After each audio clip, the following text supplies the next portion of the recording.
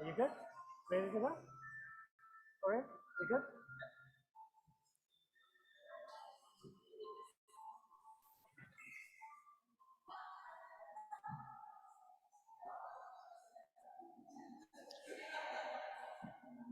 Good afternoon, everyone, and everyone in the room.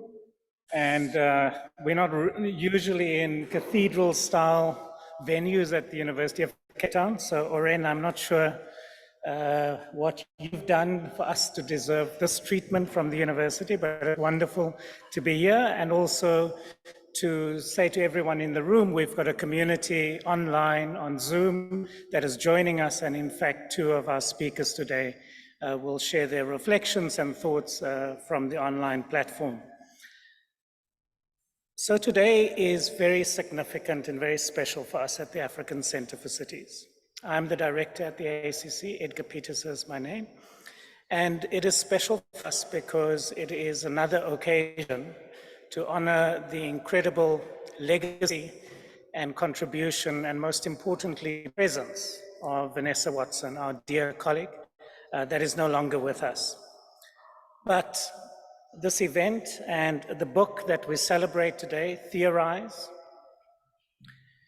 is all in honor of the many ways in which Vanessa touched us at a human level, but most importantly, in the context of the university as a scholar, at the level of thought and ideas, and most importantly for Vanessa and us in the ACC practice. And Vanessa's presence remains profound, and her fingerprints are on most things within ACC, whether it is our teaching programs or our publications output or our research and so forth.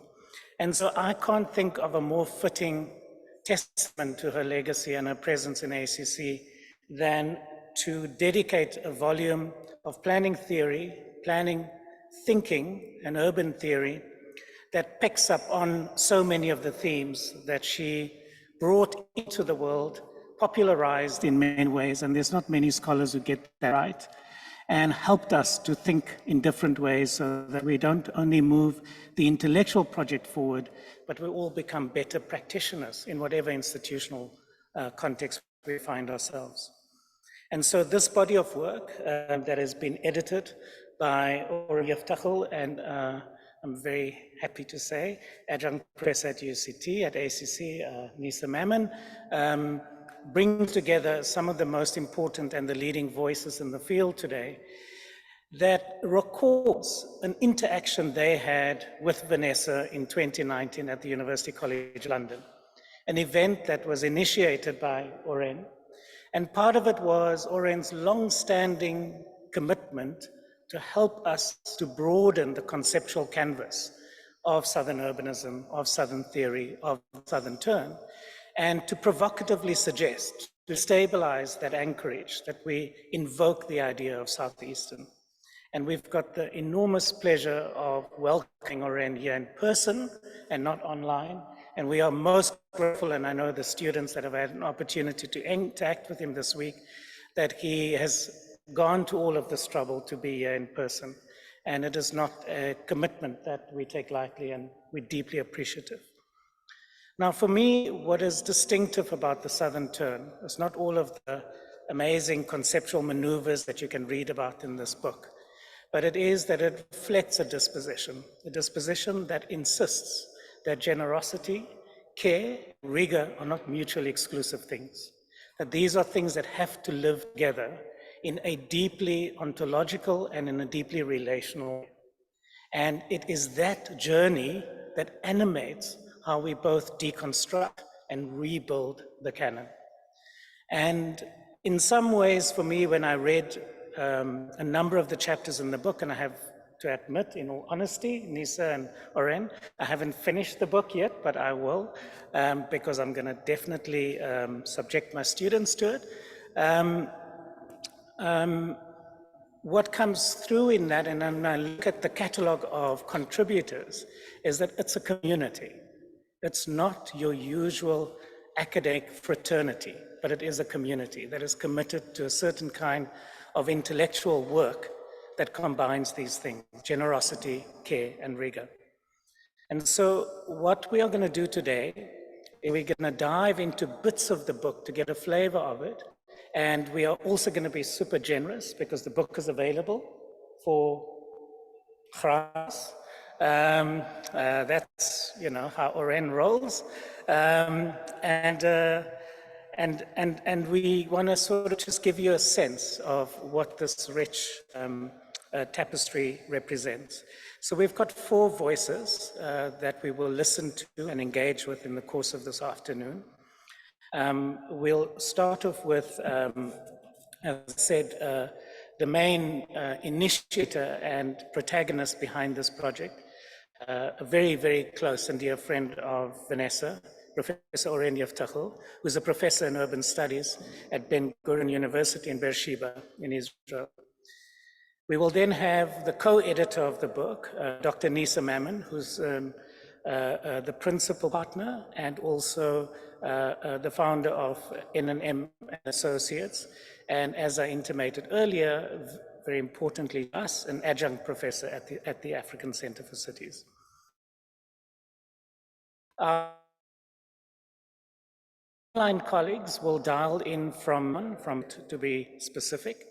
We have Professor Mona Fawaz, who is a professor in urban studies and planning at the American University of Beirut, a scholar that's widely cited, widely read, but also known for being one of the co-founders of the really important site of experimentation, the Beirut Urban Lab. We then have her partner in crime, Professor Mona Harb, who's also a professor in urban studies, but not, and the and is not politics, but planning.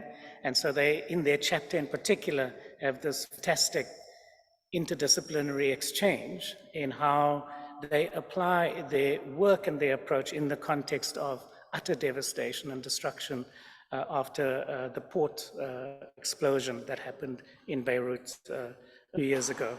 And she's also co-founder of the Beirut Urban Lab. And then, as if that is not enough of a treasure trove of riches, we have the head of the School of Architecture and Planning, Professor Nancy Odendaal, that will conclude the afternoon for us with a few words of reflection, having listened to this, to the various inputs and the conversations, and also to lead us into some festivities and eateries at the end of the day. So again, to all of the colleagues who've made themselves available to join us this afternoon, we're most grateful. And I want to just at this point acknowledge all of the team at ACC that has enabled this afternoon and the production of the book and the technical support and so forth, and in particular, Alma Viviers, who's led that team. So without further ado, allow me to hand over to Oren, who will first share reflection and dedication to Vanessa, and then we will have Nisa, in her capacity as one of the editors of the book, share some of her thoughts before passing the baton back to Oren to conclude some of the framing reflections on why we're here today. And again, congratulations to both of you. It's an incredible, incredible gift to our community. Thank you.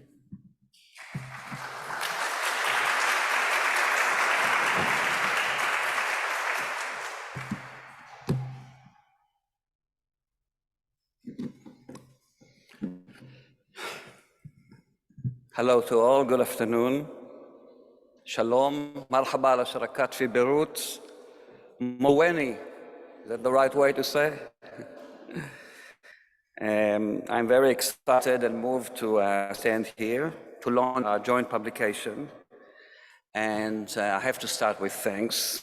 First of all, to my partner, Nisa Mammon, who really took the challenge, an uneasy challenge, for the last 8 to 9 months to take disparate group of papers to try to weave them into some themes. As you'll see in the book, there are 5 themes, and also we worked very, very well together. Nisa, thank you very much. It was fantastic.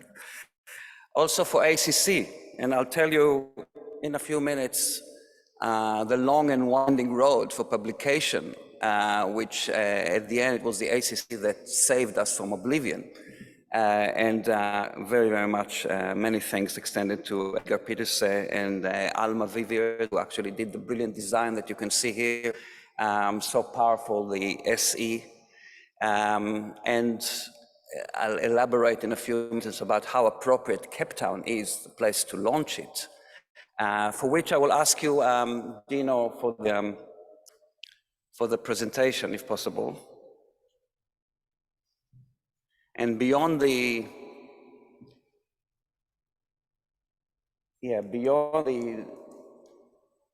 qualities of Cape Town, about which I'll elaborate in a minute, it's also the hometown of Professor Vanessa Watson. And as already mentioned by Edgar, this is a special place. It gives a lot of meaning. For me, it's the first time I visit here without Vanessa being here, leading, organizing, inspiring, being in a small woman with a huge presence. And as already said, she's a pioneer in the field. Her work is very relevant for practice. It's also theoretically relevant, and it gives us a legacy on which to continue. So I'm very, very happy for the book to be dedicated to her, and you're all welcome to see the words that the collective editorial has written about the enormous contribution of Vanessa Watson. And this is the last thanks is to the collective editorial, which we actually organized a workshop together. So they were the editors of the workshop, not of the book, which includes Raj Balakrishnan, who is now the UN Rapporteur for Housing, Jenny Robinson, who is at UCL London, who was a big pusher behind it as well, and Libby Porter from Melbourne, brilliant scholar as well and contributed a lot, and Gautam Ban, who was also a partner of Vanessa Watson in several projects. So many, many thanks for the group that organized the workshop from which this publication came. I'll hand it over now to Nisa to say a few words and return to Cape Town and the Global South.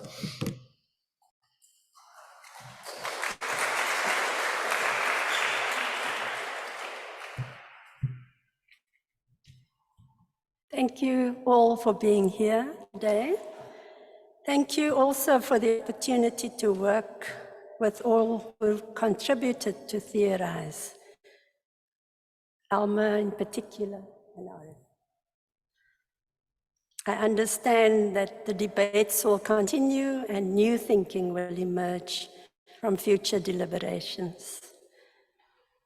My hope is that in moving theories south and east, we can bring content of contributors like Libby Porter's paper, theorizing from stolen land into activism, encouraging bureaucrats and others who administer stolen lands to become aware and reflect as honestly as this author does in the book, and with deep consideration for First Peoples as the victims of stolen lands.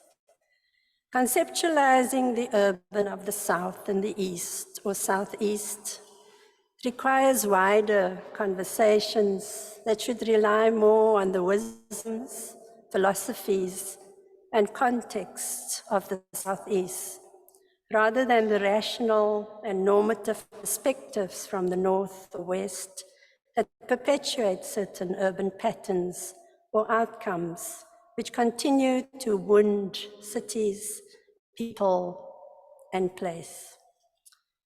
Future debates, in my view, may want to focus on ground or bottom-up methodologies, open dialogues, and narratives, including also contemplative studies, meaningful inclusiveness, and comparative southeastern urban studies. And some of these are suggestions that come out in the theoriSE publication. Then knowing or studying the urban through the ways and wisdoms of the conceptual Southeast may be different from the way we are taught to know or understand from a logical, rational, or scientific perspective. Reinforcing and deepening alternative ways may well lead to decolonizing our own urban minds. I trust that Future debates will locate, explore, and reflect on these southeastern ways, asking questions such as how differently would we respond to the question of stolen lands. And if Libby Porter is on the call, if I can just personally say thank you. I so enjoyed reading your piece. And I did also enjoy everybody else's papers, but that one really stood out for me. Thank you.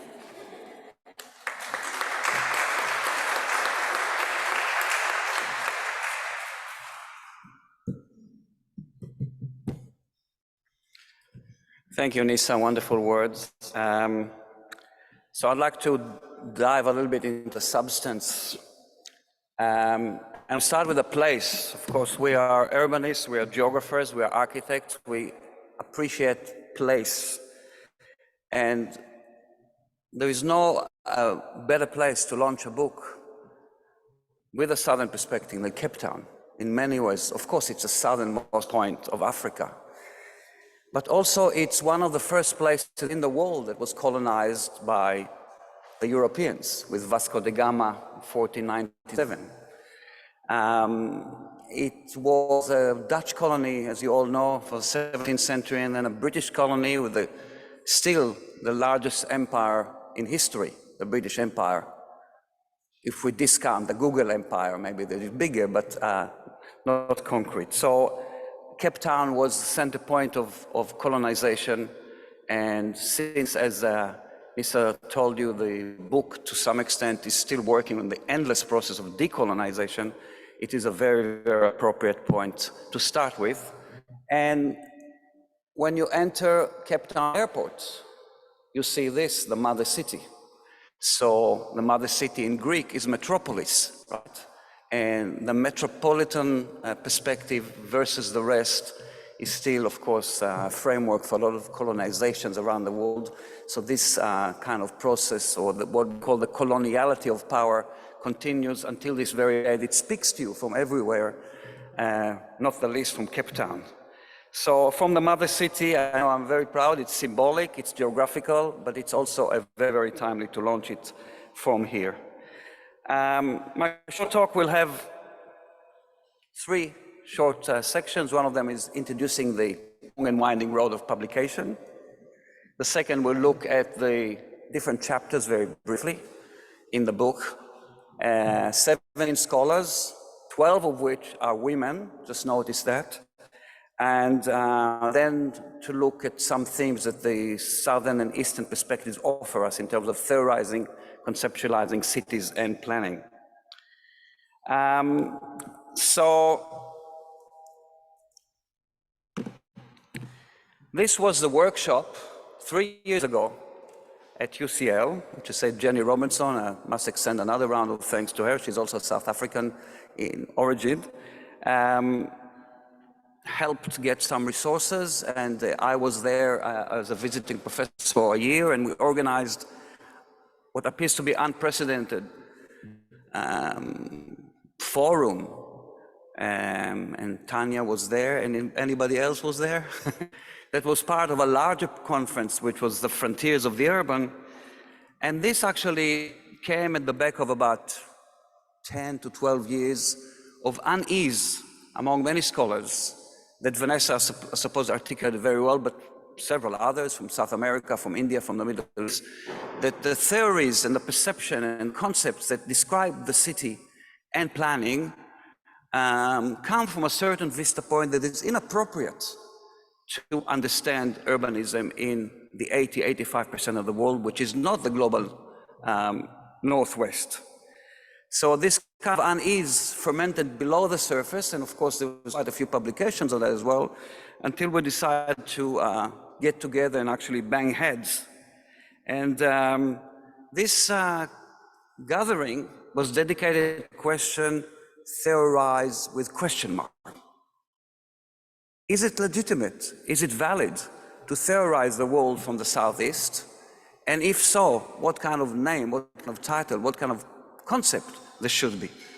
And so this was really quite an intensive, very intensive And you know, when academics get together, they all have to actually show themselves. It's a bit of a showcase. It's not just about the content, it's about the performance. So there was a lot of performance there.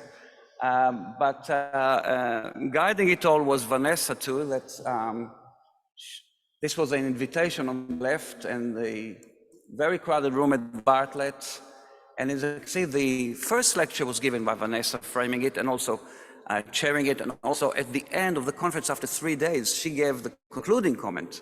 And while she was sick too. So that's another appreciation for her willpower. If you come closer, you see that she was conducting things in a quiet way, very assertive. So this was the good part. We were also inspired by an organization called TWAIL. Have you heard of TWAIL? Third World Association of International Law. And they actually, in the same way, rejected the way international law is imposed on the global south from the north, legacy of the old empires, and put together an association that is very active about looking at international law in general from the global south and east, maybe Indian, Middle East, South African. So we're inspired by that organization and continued and plan to continue. And 1 or 2 months after that, the pandemic hit. The world sort of ground to a halt for 2 years, and that puts pay to a lot of our plans, one of which was a workshop in ACC. That was one of the plans too, and we also raised some money to it, which dissipated since, but it will come back, I'm sure. So when this pandemic hit and we saw that we're not progressing to more workshop, I thought about doing publication. And that was a saga in itself. One of the principles that was agreed by people that we're going to publish it in the global south. We're not going to go to Routledge, Blackwell, Pelgridge, all the Elsevier. We're actually going to publish it from the global south. And that was very, very difficult. I had negotiation with some outlets in India, in Ramallah, in Brazil, in Habitat International. All of them didn't come to fruition. And that also an illustration how dominant the global north is in academic publishing. It's incredibly dominant. It's total hegemony. It's very, very difficult to find a place like one in Bangalore, one in Cape Town, another one in Ramallah, and also they have the constraints. So again, I extend my gratitude to Edgar Pieterse that actually enabled us, gave us a platform to publish it. So just, you know, forewarned, if you want to publish things, not with the big publishing empires, you have a lot of hard work to do, but I'm very glad it happened.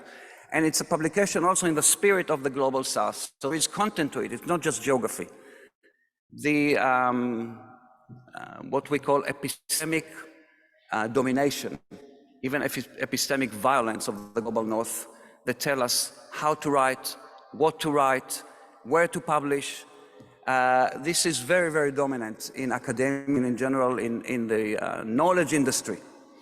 So we designed it differently. For example, we didn't give a particular length for writers. They could use references or not use references. They could use footnotes or not use footnotes. They could put artwork or not artwork. We allowed them autonomy, which is one of the principles of thinking from the south and the east, is not to be dictated and dominated. I'm not saying much against the quality of Northern academia. It is very high quality and I participate in it, but it doesn't leave you any other option but to go to the straitjacket of this kind of 8,000 word articles with 500, even better, 700 footnotes, 700 references, and heaven forbid you forget to quote some, right? So here we had an open slather for people that could quote, that do not quote. Actually, the better articles don't quote anybody. They develop their own argument, right? Sometimes they say, like Karl Marx wrote there and there, or Fanon wrote, and then they develop their own article. It gives better clarity and also the length. You don't need to write 8,000 word articles. You can write 2,000, 3,000 words article and actually present an idea very clearly and very powerfully. So the idea is to be pluriversal, not universal. This is another very big principle of thinking from the South. It's not one theory that explains all, one size that fits all. There are different perspectives that come, we call it engaged theorization. They come from the field. It's not that they're not theoretical. It's not that they're not conceptual. They're different, and they also allow for different regions, different cultures, different circumstances. And I think many of the articles very much fulfill that. It is also a modest publication. We don't have great claims. It's not trying to emulate the reader of the Global South, the reader of the cities, like Blackwell or Routledge always do. It is a conversation among people along the axis of one question or two, a set of questions, and it's more like discussion at a coffee shop or around a tribal fire or in the town piazza, right? And I think that's another way to advance knowledge, not necessarily by the dictates of peer review, impact factor, ranking journals. So there is a modest goal for this, is to advance the conversation as best as we can. And again, the mention is echoing around scholarship for quite a while. There is a backlash of the colonial, post-colonial, global South and East. There's a backlash by centers of critical and mainstream theories. Very famous article by Scott and Stropper about 5 years ago that totally denounces any kind of these different perspective, saying that the variation in urbanization, in regimes, in property, it's just variation, it's just noise in the system of marching on capitalist urbanization. Another one is planetary urbanism, that became very popular by Neil Brenner and Christian Smith, which is the most top-down theory that you can even imagine, you know? And they even wrote an article about the urbanization of the Himalayas, because one size has to fit all. So even on the glaciers in the Himalaya, there is an urbanization process. A little bit taken with a smile, it's a serious theory. And it's got its room in our debates, but we present a different perspective. So let's go forward a bit. So the table of contents has 17 chapters.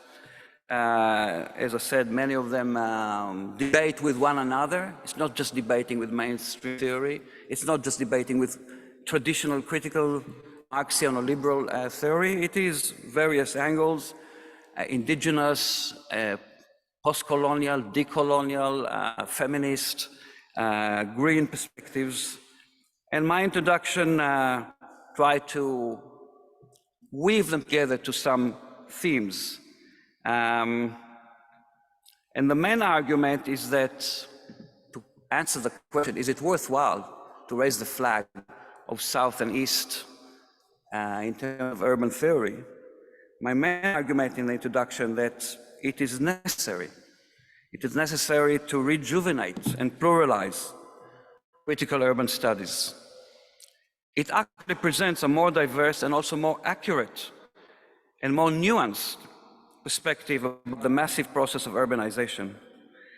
It uncovers the ongoing colonial relations, which in the global North, people forgot about colonization. It just doesn't appear. It also very importantly, I think, focuses on alternatives, on resistance, on other ways of knowing and other ways of being, which I'm sure Mona Harb and Mona Fawaz will show an example of the Beirut Urban Lab, which is all about presenting alternatives and using planning tools that we just detailed to actual practice. It is about justice, it is about equality, it is about redressing past wrongs. It has definitely an ethical element to it, and it has a geography. The geography is premised South and East, with the differences between them, and noting the term East, of course, it's a vast half of the world, but it breaks the binary, it breaks the totality even of the global south. And I remember some of the Eastern European scholars saying to Gaban that when you just call it, that we are the global south of the global south, because you don't notice the differences. Of course, you can go forever with those differences. But there is some element of Middle Eastern, Eastern European, and Eastern Asian societies that is to a degree different. And Edward Said, of course, with Orientalism, alluded to the West-East tension, which is about culture, ideology, way of life, whereas many other scholars like Achilles Members or Fanon were looking at the North-South, which is on the axis more economic exploitation, class relation, etc. And those exist in parallel and the coterminous. And this is why we highlighted this. But I like to stress that this is not a dichotomous perception of the world.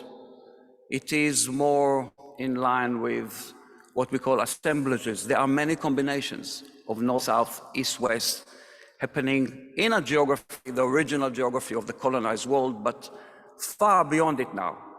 You find many south in the north, you find many north, much north in the south, like where we are now. This could be in Italy, right? This could be in Cambridge, but it is embedded in the global south. So we're looking at geography that becomes power relations. We're looking at cultures that roam around the world. We're not at all turning away from globalization, from digitization, from all the power processes happening around the world, but mediated by place and society to look at the difference that they make. So for me, Global South and East is what Guthrie Spivak termed strategic essentialism, right? It is something that by its very nature tries to raise a flag, which may be temporary, but it is important to highlight the differences and to build a scholarly and a political agenda around it. So just a few images for my work and my perspective in Palestine, which is a bit like South Africa, a place where West meets East violently, where North meets South, and in recent weeks, incredible violence and colonization again. But this is what it looks like, where I live. This is the city of Beersheba, surrounded by Bedouin people that are supposedly unrecognized in favelas, shanty towns. So it's a vista point.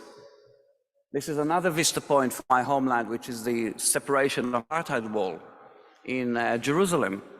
But I put it in my article to show actually that people climb over it, right? There is a wall and the crack in the wall. People climb over it every day to get to work, to get to schools, etc., etc. So you see the oppression and you see the bypassing it or the resistance to it. Libby Porter wrote a brilliant piece, already mentioned, about planning on soil and land. And she works much with the Aborigines to return the Aboriginal presence into Australian life. And recently with the Albanese government, actually they make some important steps to have a treaty to finally recognize after 250 years the original people of Australia and their place in today's society and space. This is why it says, remember. Now the picture on the right is from Tanya's article. It's indigeneity in Cape Town, trying to enact it. Again, very southern perspective. And this, your own building of planning and architecture. I don't know what event it was, but it was very impressive. Was it a student rebellion? They actually painted that. So these are examples from the book. Catalina Ortiz wrote a brilliant piece. It's called Cardinal Insubordination. And she looked at exactly what I said, the cardinal coordinates of North-South, East-West, and how they impose on the people of South America. She's Colombian. And how she finds way, pedagogic way, research way, and political way to resist those kind of subordinations. So she called it insubordination. And this is one of her images. And the two scholars from Beirut will talk about the urban lab, which is on the left. Chaim Jacobi and Colin Marks write about African cities. Chaim Jacobi writes about the pandemic and how that highlighted again the colonial relations, only in a new form of colonial relations. Just think about vaccination around the world. Just think about mobility, how it came into sharp relief, how unequal we all are in the world as a legacy of past centuries. And Colin Marks alluded to the age-old truth that so much of social relations depend on land. And again, you see a lot of planning and urban scholarship in the global north, and you hardly see a mention of the word land. But it is absolutely fundamental to the relation, and Colin Marks very brilliantly analyzed that in, there's a few other images I wanted to show you. This is, just to conclude, this is the map of optic fiber laying out in my city, metropolitan city of Beersheba. And without going into a lot of details on different colors, the areas have no lines, no infrastructure, new digital infrastructure, are, by surprise, where the indigenous people live. And they're supposedly considered to be trespassers because of the customary law not recognized by the state. So see how that translates into a new layer of division and inequality by not even having access to the new infrastructure of the internet. And what we're actually doing is some workshops with these people, how to steal internet, how to connect to the net from the unrecognized places. It's partially successful, of course, but we do it in our urban lab. And just to conclude, we have time, we'll see a clip, but just to conclude is that Cape Town is the beginning of colonization. It's the southernmost point, but it gives us something else, which is the Cape of Good Hope. And I think in Southern perspective about cities, we have this critique that is mixed together with hope and mobilization. And on that dual quality of Cape Town, I recommend you all to read the book to see the full details. Thank you.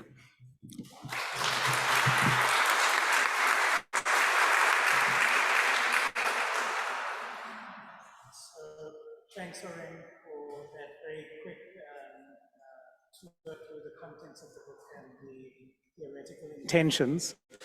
So it's now a pleasure to introduce our next two speakers from Beirut, Mona and Mona. So if we can activate the Zoom link, please. Good afternoon, everyone. It's a true honor to be speaking this afternoon. To be speaking at the ACC, really, I mean, Edgar, you said that the Beirut Urban Lab is an inspiration. The ACC was definitely the inspiration of the Urban Lab, so we very much look towards what you guys have achieved and done over the years, and it's so as a very inspiring and successful model. Thank you to Oren and Nisa for dragging us in this project and for putting us on the spot this afternoon to reflect on this fantastic book. What we thought of doing is maybe taking a bit of a stock on what the book has achieved or what the book looks like or what we feel it conveys, and then thinking about some pathways to go beyond the book, or maybe next steps for this Southern project. So I'll start first with some of what we felt we read. We'll speak a little bit less about the Urban Lab this afternoon, but I think some of the examples that we will put forward will come out of it. So first, what did we see in this book, or how does reading the book, how do we read the book? I think the book does a great job in taking stock of the Southern project. So there are 18 scholars in very different locations. Some of them are locations of ongoing continuous colonization. Others are in crisis, and there's more established centers. But what they all reflect together is that it's very much a project in construction. in the making. It's a little bit incoherent, a little bit incomplete, and for some, I think it's we read the real source of frustration, while for others, it's perceived to be possibly in the nature of the project itself that it's like that. Yet there is, I think, some consensus on the contours of the project and its nature, some of which I think appeared very clearly in what Oren just spoke, so I'll go over them quickly. First, the nature of the project is very much a scholarly project. It speaks about knowledge production, epistemologies, but there's a clear interest in creating a different kind of scholarship. And I would also argue a different profile of scholar, much more concerned with ethics, with praxis, even if there's no consensus on that with everyone. And there's multiple dimensions of what people want to learn, particularly the city and its people, and really not taking the city for granted. We're asked to remember that it needs constant elucidation, that it needs to be always viewed again, interpreted, envisioned, re-theorized, but also another dimension around practice, doing, and the urgency of acting, and how do we do it. So these are like sort of two kinds of knowledge, and they come together in a sort of a call to arms, which I think is clear. There's a necessity maybe to institutionalize, but also to think of it in terms of perhaps creating, but not sure how. And I want to say that a number of colleagues are comfortable with these notions of encounters, convocations, and recognize that perhaps this is a loose network, while others seem to feel the urge to institutionalize more and clarify where the project is going. Now, almost all the chapters converge on one idea or one word that we saw everywhere, and it's the term vocabulary. And it looks to me like there are actually repertoires that can really help us if we look at the repertoires of vocabularies that come into this to define more the contours and perhaps see more clearly the methodologies that are being set in place for how to produce knowledge. There's a repertoire of contention that's very clear in the book. We want to disrupt, to disorient. There are conflicting rationalities, insurgent, conflictual, countering, we refuse.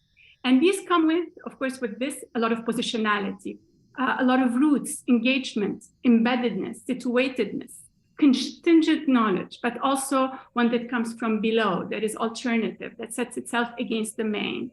And here really, I mean, you see place being really the local, being at the center of the conversation, to speak from a place, but with others, to speak from somewhere in relation to an elsewhere, to recognize histories and legacies, and many insist that the South and the East are not fixed geographies, although at times one feels a tension in all of that, clearly relational as a geography with economic domination, also relational in terms of who gets excluded or including and how.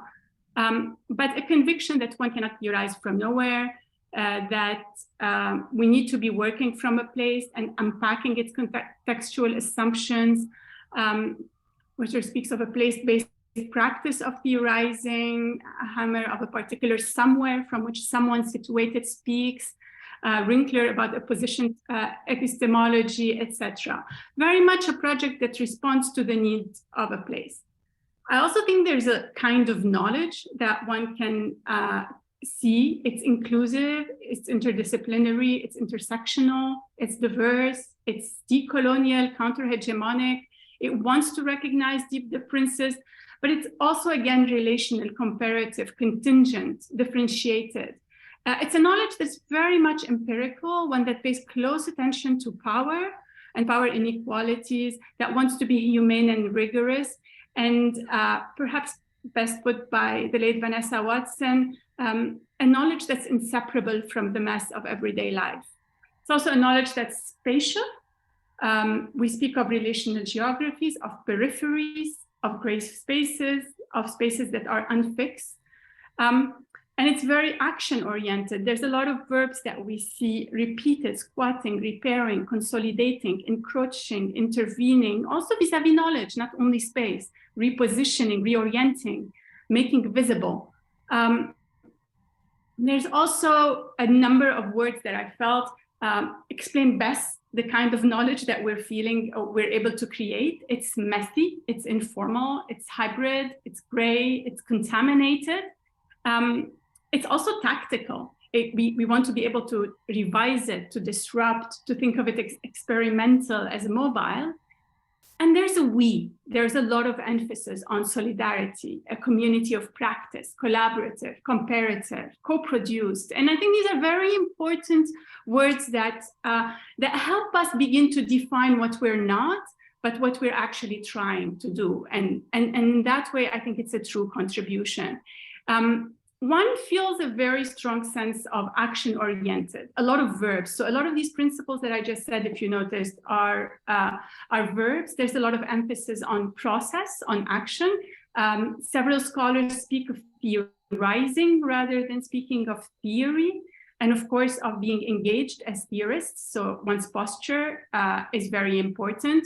And I think there's much more consensus on this than on the how-to. It's finally, quite hopeful, it's engaged. It thinks of planning as not only something to deconstruct critically, but also something through which we can anticipate positive change, and that's something that's very important to us at the lab. It's pragmatic, it's willing to think of itself as engaging with other actors, formal and informal. It's courageous. It's ready to question the most fundamental questions. How do we define justice? What does social justice mean? Can we use the same principle as the West? It's motivated by a sense of urgency, a moral imperative to act. And I think that that's coming from the South in cities actually around the world where failing infrastructures are producing more train accidents, as we saw yesterday in Greece, disastrous impacts of earthquakes, as we saw in Syria and Turkey, the unfolding violence in Palestine, etc. So there's a sense that one wants to intervene, and I will not start speaking about Beirut because I won't stop. It's about making visible processes in people, and really processes is important. So we often hear about making visible populations that are rendered, that are hidden, migrant workers, refugees, or again, spaces like informal settlements, but also now speaking about processes like care and making them more visible. And there's a very strong discomfort, and that's my last point, with the edifice of university, its institutionalized knowledge, which also Oren just closed with, how those institutions of knowledge reproduce inequalities and erasures, and that the tools that they put forward are integral to the form of knowledge, that they push us to rush to rush in knowing, etc. But at the same time, a distancing from dichotomy, from thinking that it's either this or that, understanding that the world is much more contaminated, messy, and that it has to account for these intersections. So to me, this in a way is sort of the big contours of a project. And it sort of started us thinking about, so given that these are the contours of the project, why is it important to us and how do we move with it? And I have to say, and I think many people will identify with this, I came to the project by mistake because I was personally looking for ways to make what I had learned in my graduate education relevant to where I was living, to what I could teach.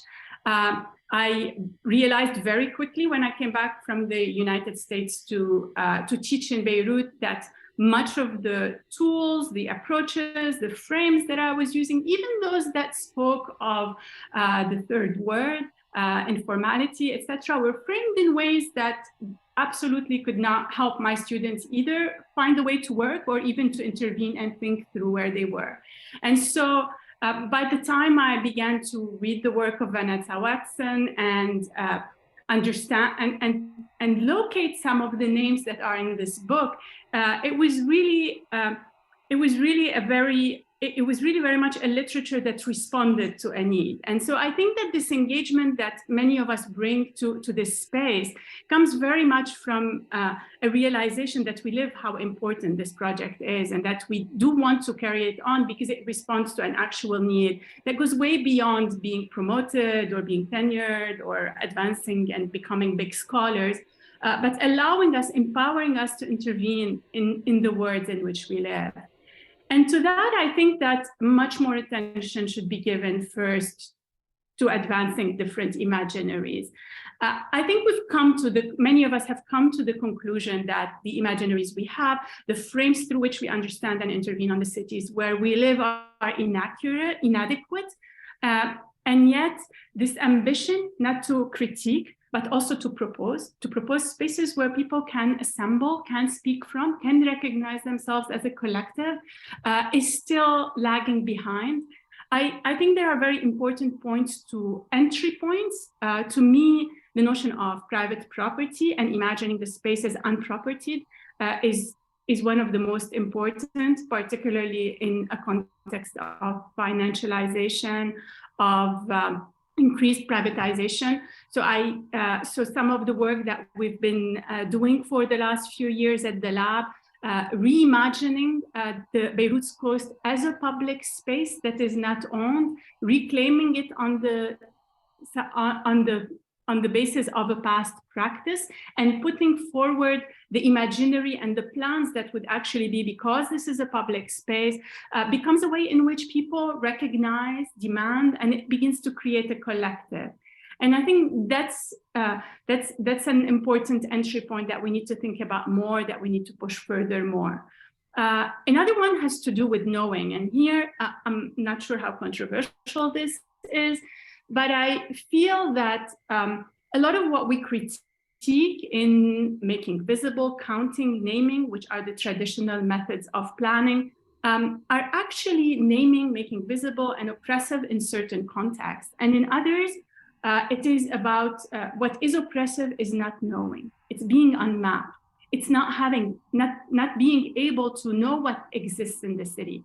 And so another thing we've really been invested in for the last few years in the lab is creating the layers of knowledge, a map for the city, and then mapping security mechanisms in Beirut, mapping where new buildings are happening and what they're moving. And this work of cataloging, mapping, which is very much using tools that would otherwise be considered very straightforward planning, jacketed, has empowered a conversation that would otherwise be impossible, because no one has counted Lebanon's population since 1932, because no one has agreed to make an accurate map that would allow us to use and converge data about the city before. And so doing that becomes a step for building an ecosystem of actors who want to work around these kinds of data sets, maybe, and that allows for not only creating a base of knowledge, but beginning to think about the actors who would be involved in it.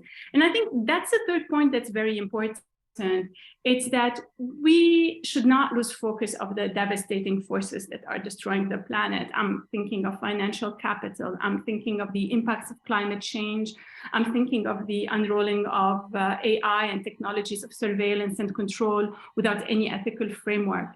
And here I feel that we have yet to engage them with local vocabularies, with comparative projects that understand how do they materialize where and how, with specific kinds of states or lack thereof, specific communities, specific histories and modalities of place. There are, and I agree with Catalina Ortiz's work that already is there that can help us begin to think through these places. In our context, maybe Samir Amin, Mehdi Amel, but also in others, there's plenty of thinkers. And I think that it would be important to begin to consider what are relevant contemporary comparative projects that are based in certain spaces, but allow us to understand how these forces are materializing and how responses are actually coming from these places within our own languages. There's much more to say, but I know I've exceeded my time, so I'm going to pass it on to Mona to continue with some of the other proposals we had. Thanks so much. Hello, everyone.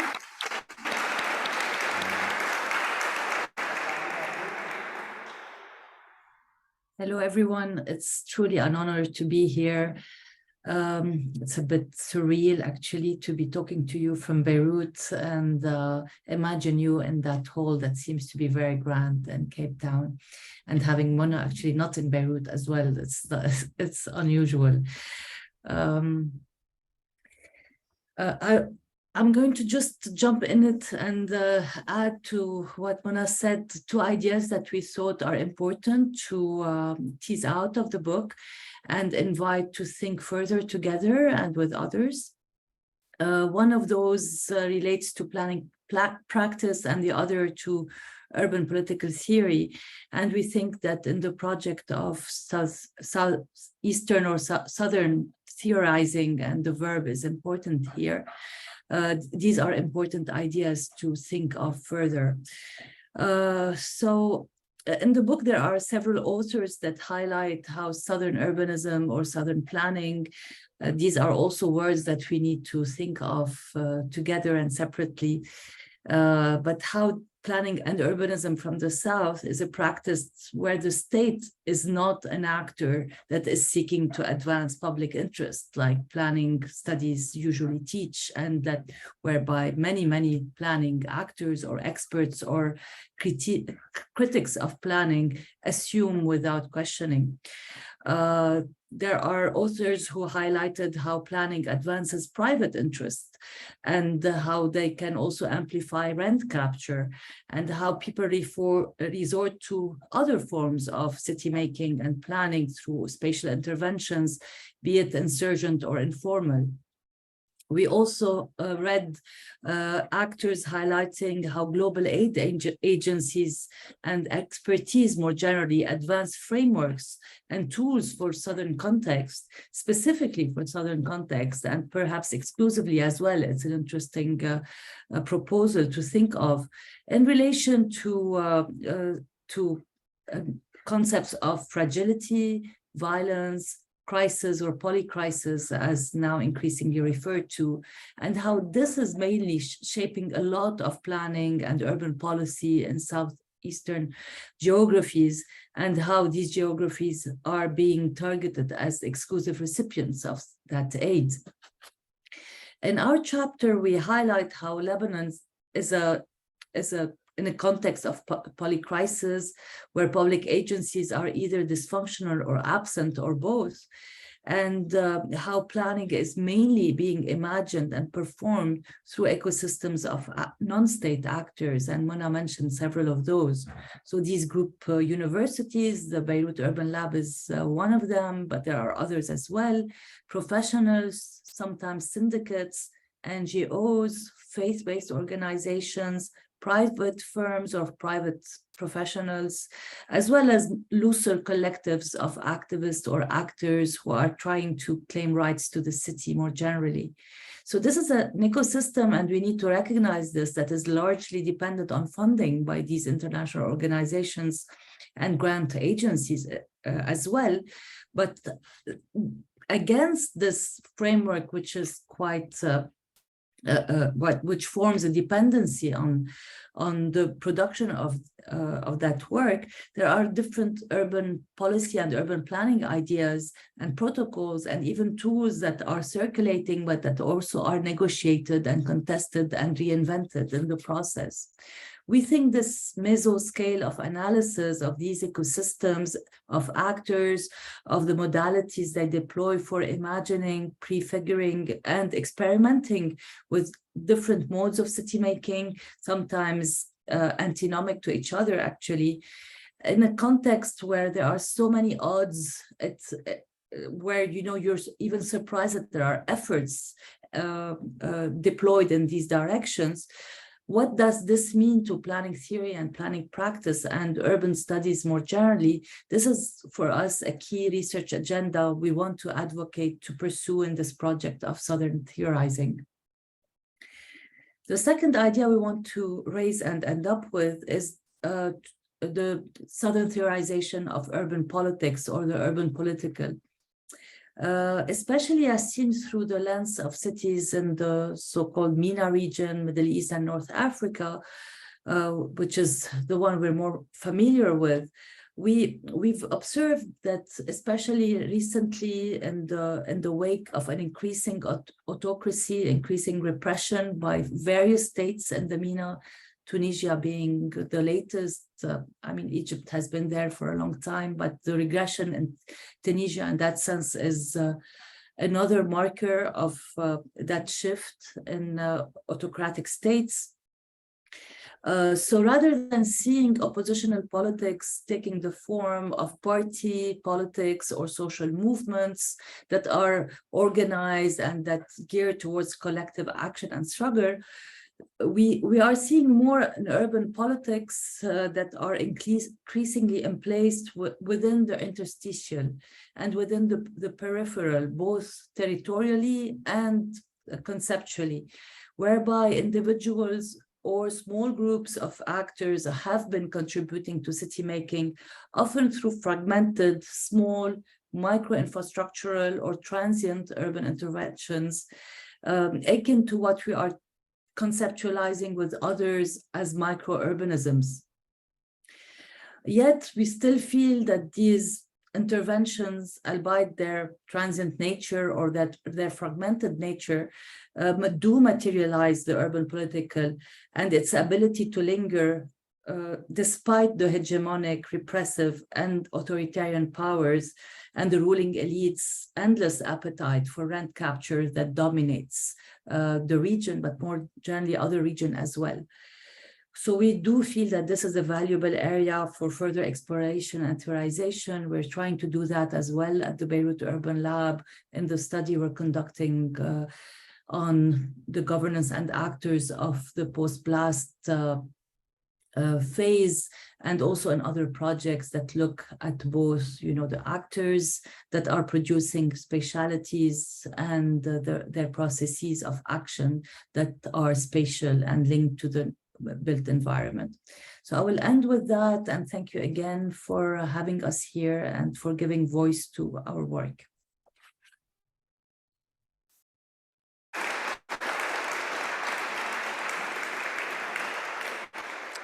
Thank you so much, Mona and Mona. That was really rich, and I think it gives the people who will dive into the book after today a really wonderful guide as to what to look out for and what to engage for. And we look forward to a closer engagement, and the next time we won't be virtually together, we'll be together in person, so we'll make that happen. Unfortunately, ACC's got another event at 5 that I've got to facilitate, and so I am going to ask my colleague, Professor Odendaal, to facilitate the discussion and to then conclude us for this afternoon. Nancy, the floor is yours.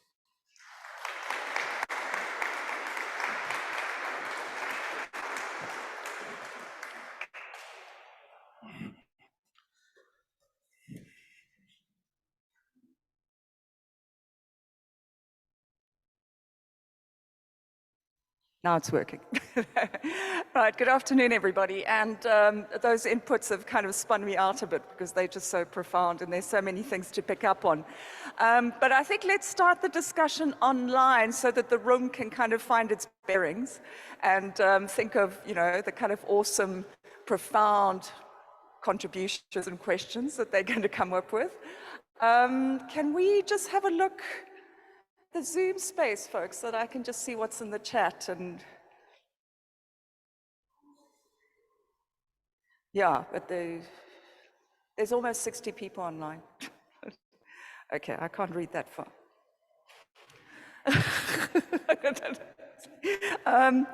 Right, I'm going to ask people to raise their digital hands if they want to ask a question, please.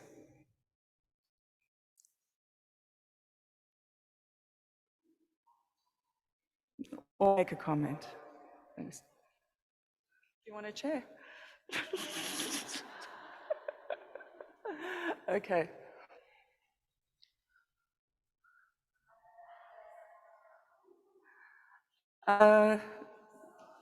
What's that? Okay, there's one hand. If you can just speak, please.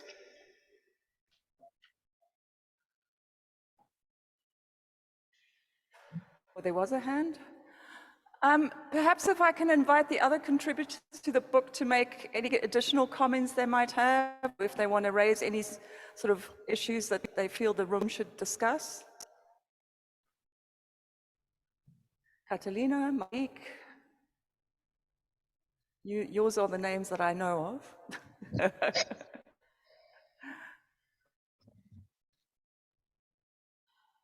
Hi, sorry, I did have my hand up, but I'm not sure if I can still be heard. Please go ahead, go ahead.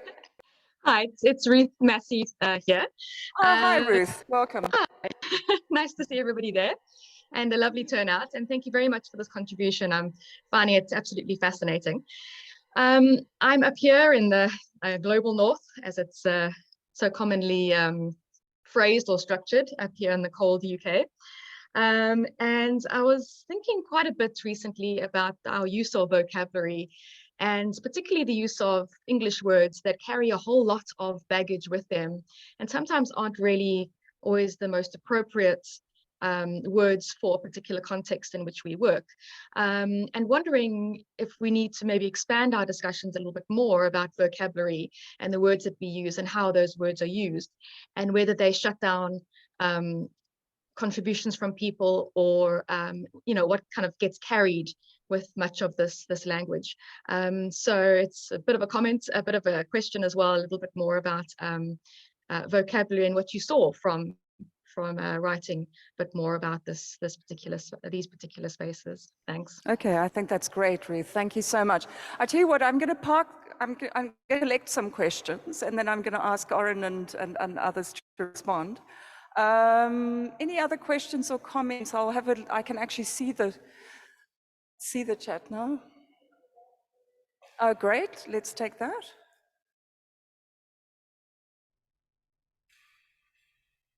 Ali, do you want to go ahead? Oh, hi. Sorry. I didn't realize if my hand was up or not. Thank you so much for this wonderful presentation. I'm really looking forward to reading the book. I was wondering if Oren or any of the contributors could talk a bit more about the southeastern part of theoriSE. So obviously we've read most of the discourse to date has been about theorizing from the global south. And I know, Oren, you mentioned the kind of neglect of Eastern Europe. So is that the basis for which we're turning from south to southeast? Or is there something else underlying the kind of southeastern as opposed to just southern theory that you're presenting in this book? Thank you. Great, thank you. So there's a question about vocabulary and there's a question about southeast. And yeah. Labaina, can I ask you to go? And I'm sure I've mispronounced your name and I apologize. Hello, I'm Lou. Lovely to, thank you so much for the wonderful presentations. My question is, what are some of the key unanswered questions or ways of thinking about land and the role of the state that are of interest to you all at the moment in your various individual projects? So you were asking about land and the state, is that correct? Sorry, the sound just gave out a bit there. Okay. That's right, just some interesting ways of thinking or questions in your minds about land and the role of the state. Great, I think that's a great question as well. Okay, 3 questions. Do you want to have a go at it, Oren? And Nisa, of course, as well. Yes, you do. Also, on the echoing effect, I got the second one. So the first question was about vocabularies. You know, what vocabulary. What do we need to kind of make sense of this term? And the third one was about land? The third one is about land and state. And unanswered questions around that. First of all, thanks very much for all the people that attended, for all the authors that attended. Alma gave me a list of quite a few of them. Many thanks for your contribution. I suppose it will be apt for me to actually run through the names, maybe, to give them respect.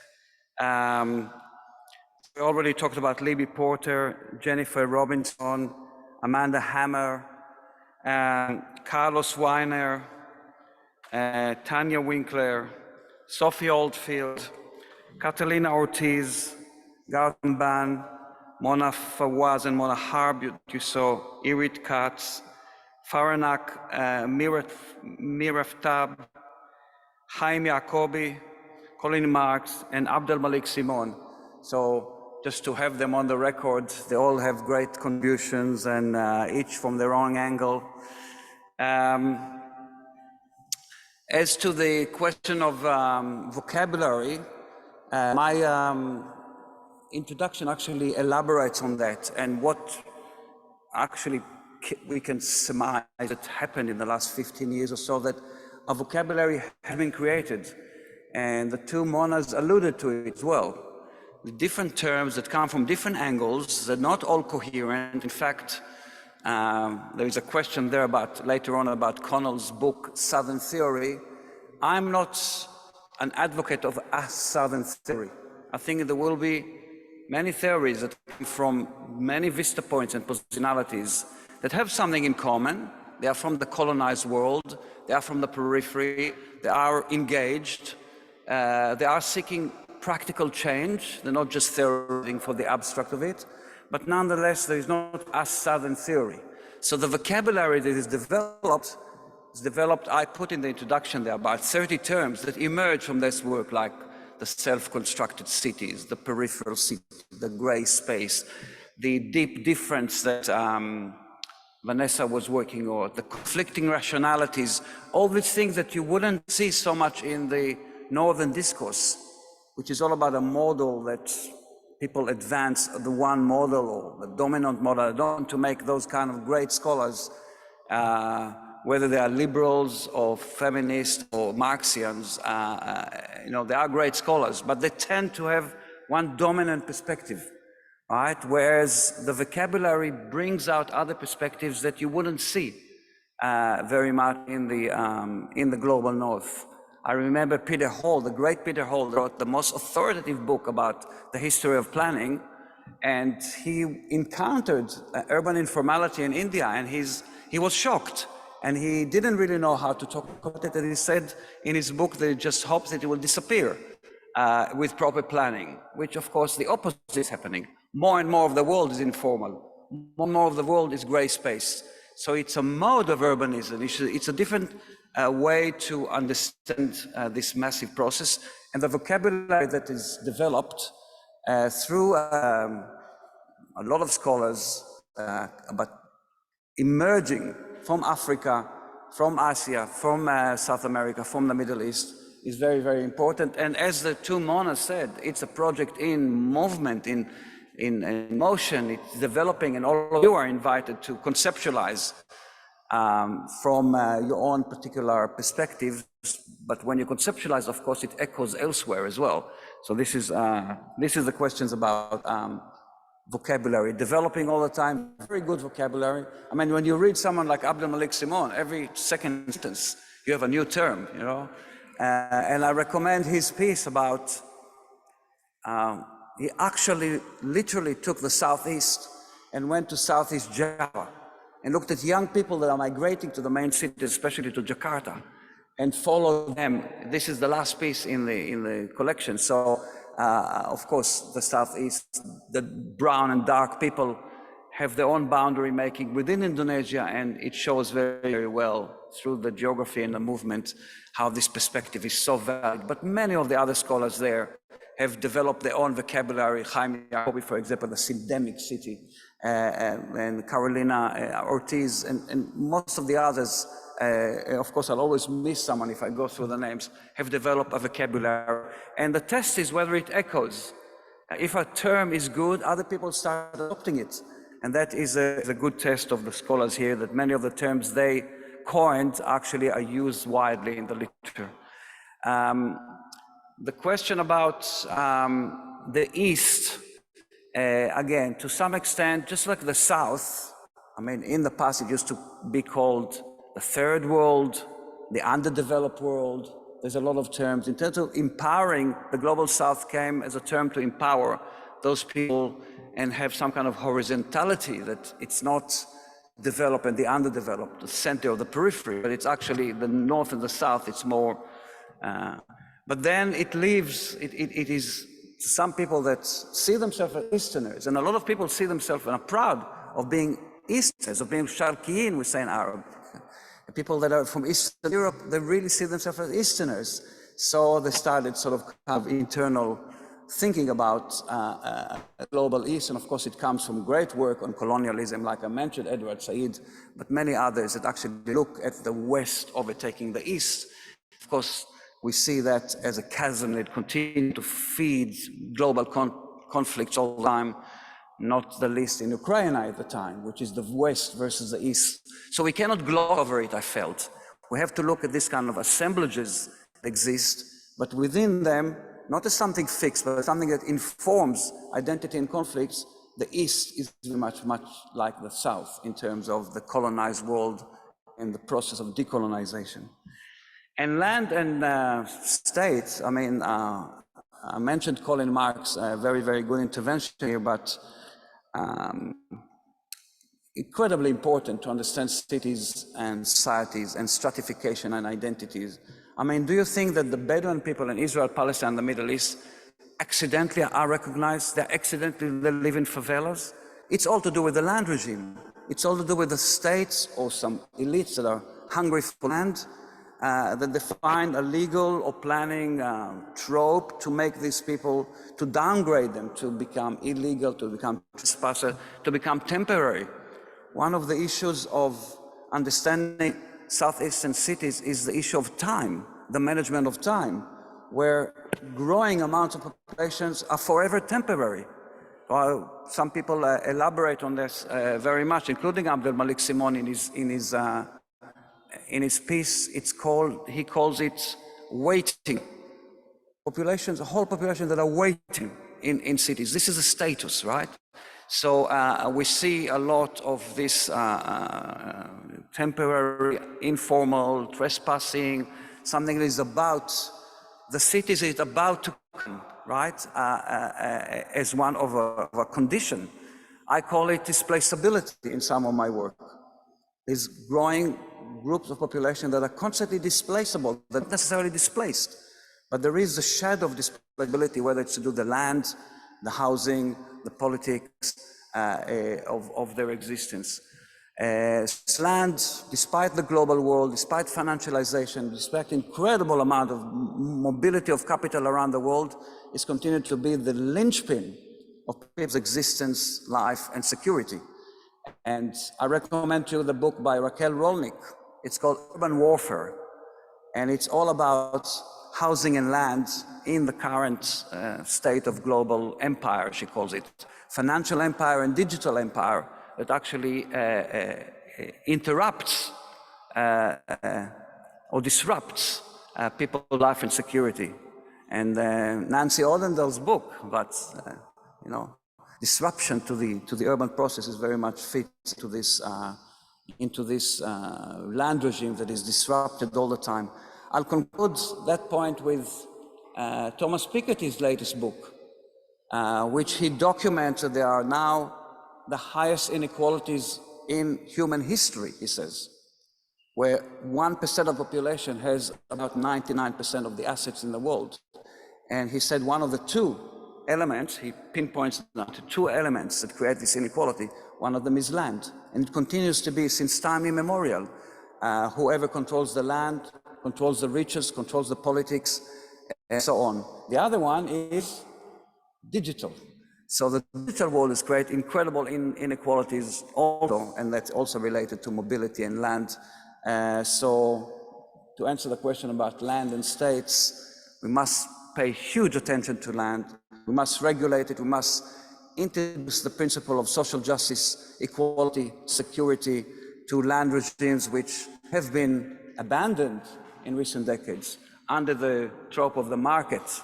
But of course, the market is a license for cruelty, displacement, violence against the majority of the population.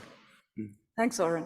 I'm going to ask Nisa to add to that, if I may, if she's comfortable with that, because if I think of someone who really works at the interface between the academic project and the professional work, and who grapples with land on an ongoing basis. I think Nisa would be a great commentator as well. Nisa, can I invite you, please? Thank you, Nancy. I'd like to ask you also to ask Colin Marks and Libby Porter to make comments as well. But just the example of restitution in South Africa, that the end date for people to apply to go back to the land that they were displaced from was December 1998. And many, many thousands of them are still waiting to go back to the land. The state has failed there dismally. And the notion of people waiting for so long to go back to a place or to have land or to own land or to just be secure in a place where they can have security of tenure, it's a false idea in this country. So that's my comment. That's great, thank you. Thanks for bringing that texture into it. Right, Nisa invited Colin and Libby to add to the issue. They're not online anymore. Okay, well, but I mean, noted, and it's a shame. Right, can we take any questions from the room or comments? And when you ask a question or make a comment, please introduce yourself so that people online know who you are. Maybe I need to know who you are as well. Well, I know who he is. My name's Alan Mammon. I first met Vanessa Watson at a conference in 1970, at which the conference party was held in this room. So, to quote, but misquote William Shakespeare in Julius Caesar, I am not Mark Antony. I don't come to bury this book, I come to praise it. But what intrigues me is that it poses so many questions, and I'm not so sure that it provides anything like as many answers. So I'd be interested if any of the contributors and or editors who are contributors would like to comment. Thank you. Thanks, Alan. I think let's take another 2 questions or so, or comments. Caroline. I'm Caroline Skinner, I'm based at the ACC. And what's so striking is just what an amazing community of scholars have got together around this kind of tribal fire to generate a really rich set of insights. So I actually just wanted to know what the next steps were. How do we maintain this community, which is full of solidarity? And I must say, don't totally agree with Alan. I think there's lots of solutions there too. So it'd be lovely to know what you're planning and how to kind of continue this conversation in this very collaborative, generative way. I actually think those 2 questions are nicely associated because they're both about action, right? About sort of practical action as well as academic action. So I think let's take those 2 questions.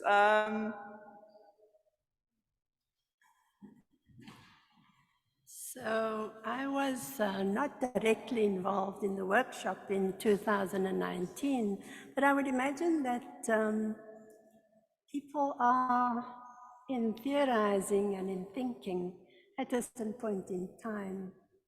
And at this stage, it's about raising the kinds of questions that can be taken forward into exercises that begin to find their way into practice, like Mona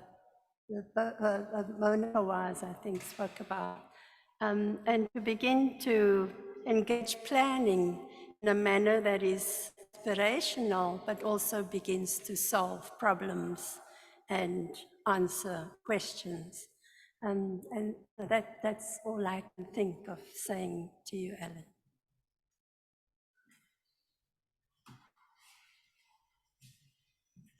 Yeah, thanks for the question. Alan Mabin and I have had discussions about it.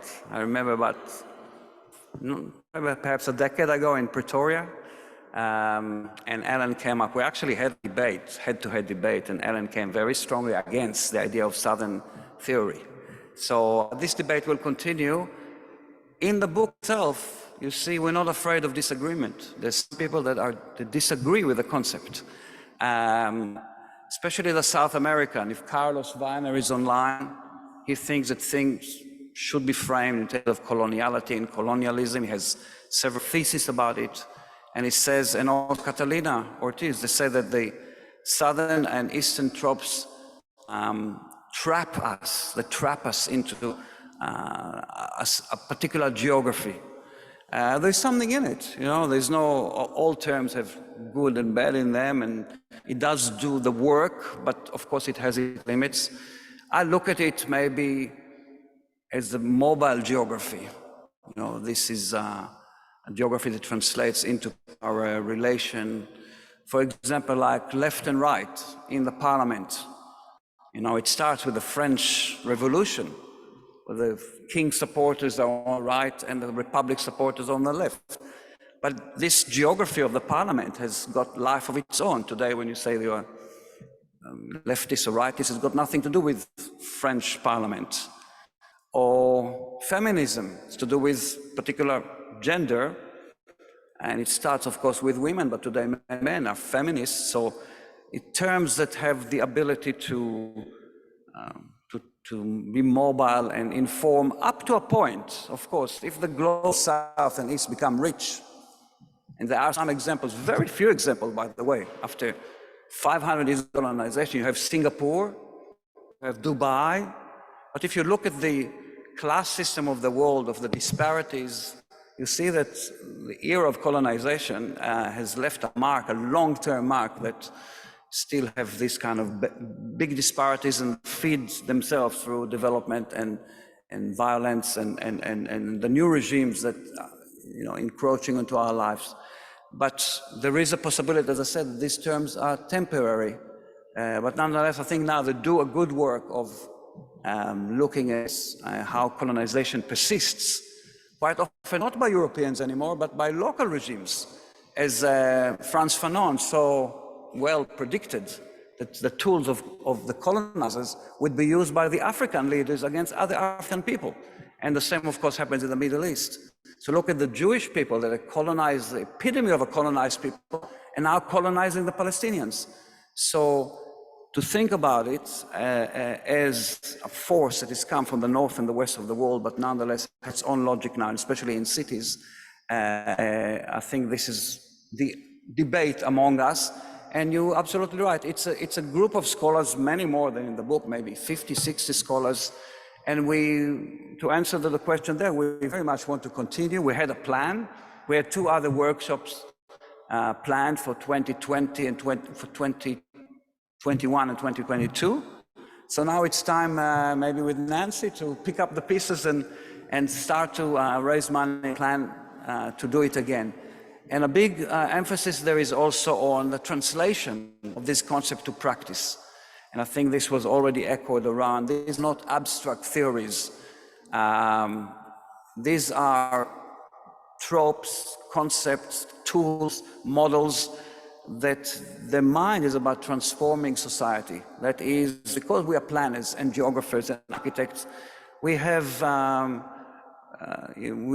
our DNA the idea of improvement, of correction. There's a beautiful term in Jewish, in Hebrew language, it's called tikkun olam. It's one of the foundations of the Bible, which is about making the world better, right? So I think this is in our DNA to find ways. I mean, many of us do that. So when you look at decolonization, it's not just a metaphor. It's the changing of institution, the restitution of land, the representation, the voice that is coming into it. Social justice also, it's not just a concept of philosophers. It's to do with housing, it's to do with mobility, it's to do with internet access, it's to do with the practices of everyday urbanism. So I think that maybe could be the next workshop. translation of concepts into practices from a Southern perspective. And I think that answers some of these questions partly, but at least part of the way in this ongoing process, ongoing journey to make the world better. Okay.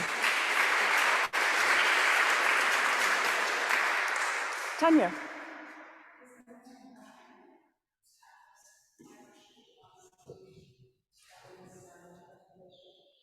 I think provide the short answer anyway.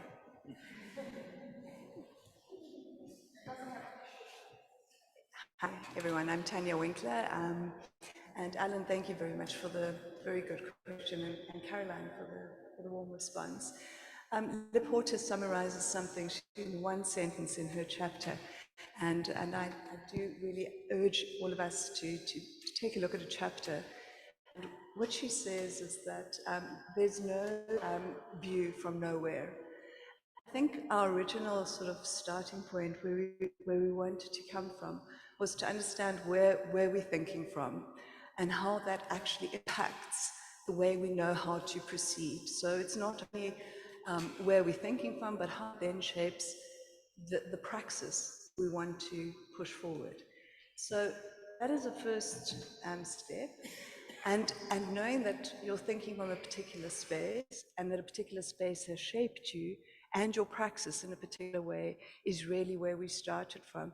I hear the critiques around, sort of talking in a vacuum, talking to ourselves, maybe not being able to talk beyond the southern, southeastern critique. I hear that strongly, but we have to start somewhere, and that was our starting point. And then, as Oren absolutely so beautifully elaborated on, we were cut short by COVID. And to me, something that's very interesting is I went back, with the launch, I went back to the original questions we were asking ourselves in November 2019. And we had COVID that changed our lives, for all of us.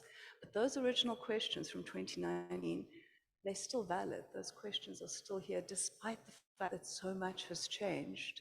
And so that was our thinking, that's where we were coming from. And it's certainly not a finished project. No, we're not trying to do what has become so prevalent in scholarship, is to debunk, to critique, and to put forward, this is the answer. That's exactly not the project we're wanting to do. That is exactly counter to everything that we're arguing for in the Southeast theorizing, and that we're arguing for in decoloniality.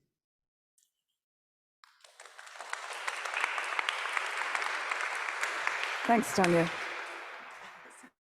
I'm wondering if we should move into a kind of more conversational space and continue to have these discussions over some refreshments and food. Well, food's refreshment of sorts. Anyway, so I've been asked to kind of reflect, and I think let me come here so I can put my. I mean, I also don't want to, sort of summarize, because I feel that the discussion should continue. But I'm sort of reminded of why I'm in Cape Town. and this is largely to do with the fact that Vanessa Watson enticed me to be here. And one of the big drawing cards was the African Center for Cities. And I kind of understood that there was this energy around. I mean, I'd already met and become friends with Oren and many other folks who kind of write in that tradition, or in that about Southern theory, Southeastern theory. And I guess what drew me is just this. I kind of thought of Southern urbanism as a sort of sensibility or a state of mind, an approach, a kind of life philosophy that kind of just drives what you find important and what you want to write about. And before I sound too sort of touchy-feely about this, I must just say what I find exciting about this book is that, yes, it's sort of fed by those energies of generosity and care that we mentioned earlier, but I think it really starts engaging the rigor. I think it does it well. I haven't read the book, been a little bit busy, but I've just sort of glanced through it and read bits and pieces of it as I've had a kind of digital copy. And to me, it surfaces some really interesting themes around explorations, associations, looking or seeing between the lines, unsettling, allowing places to speak for themselves.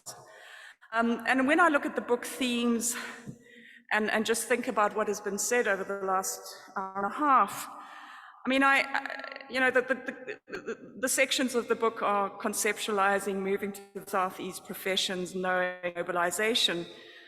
And there were some really interesting comments made about breaking the binary. And that is quite a big step forward, because to me, one of the kind of discomforts for me about Southern urbanism was just this kind of this perceived dichotomy. And I believe today's event and also this book and a lot of the remarks that were made has kind of pushed us forward from that point. But I think we're also reminded by the two Monas.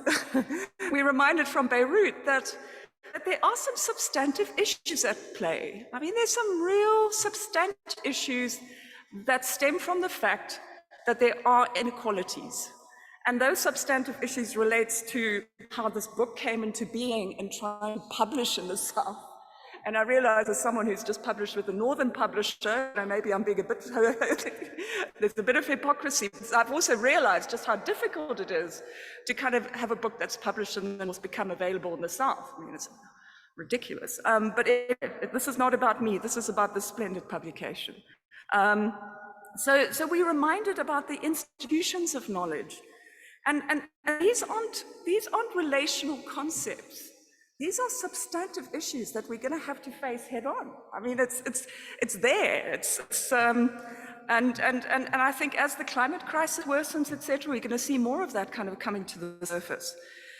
But I think what I do find quite encouraging about the conversation is that I truly believe, just from my own vantage point, and I think it's perhaps no coincidence because I do work in the kind of with the digital realm, is I think there's some really interesting sort of points of exploration around the seams, around the sort of the seams and the intersections between the professions and the knowing and the mobilization.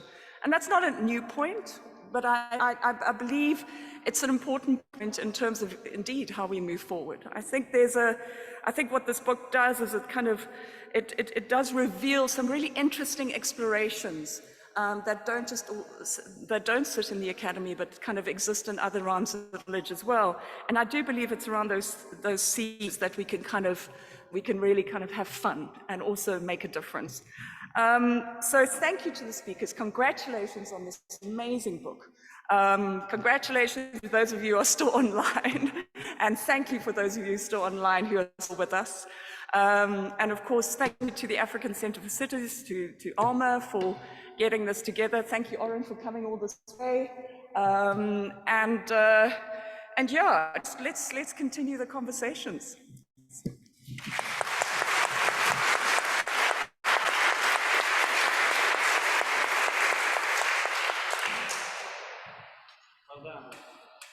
Don't you do?